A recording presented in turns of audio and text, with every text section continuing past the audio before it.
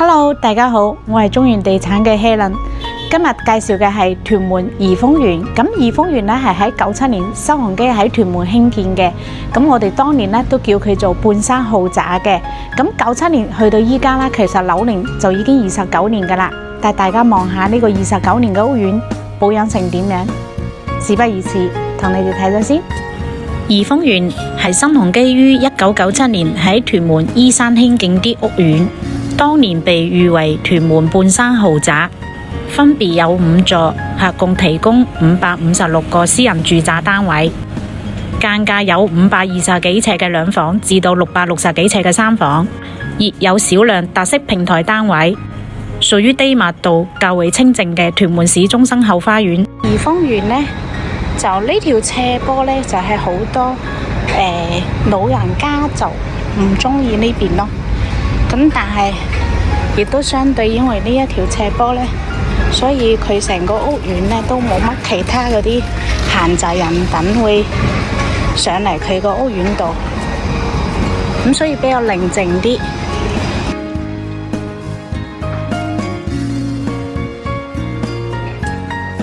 呢度係怡豐園嘅一個大閘入口，咁車啊同埋兩邊就係行人路口，都係由呢度入嘅。咁呢一嚿呢，就係怡豐園嘅嗰個會所，成個屋苑呢都係低密度嘅，最高都係16樓嘅啫。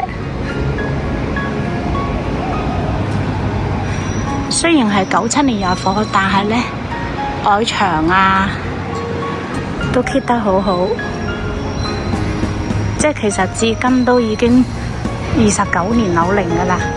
怡豐園交通配套，過一條馬路就係市中心商場，有多條巴士線或者小巴線經過屋苑附近，亦有接駁巴士去到屯門站轉乘屯馬線。生活配套能近市中心，步行5分鐘就去到屯門最大嘅置樂街市，附近就係屯門市政公園同埋屯門圖書館，有足夠嘅空間帶啲小朋友去放電。呢邊過去就係市中心，呢邊過去呢就係置樂街市。各位家長最重視嘅就係校網，怡豐園為71區小學校網，附近小學包括有順德聯誼總會胡少渠小學、順德聯誼總會何日東小學、順德聯誼總會李根小學等等。中學有順德聯誼總會梁球居中學、宣道會陳瑞之紀念中學。如各位想知更多詳情，請即刻聯絡我哋分行中原屯門龍一分行，或者直接 call 我 Helen。拜拜。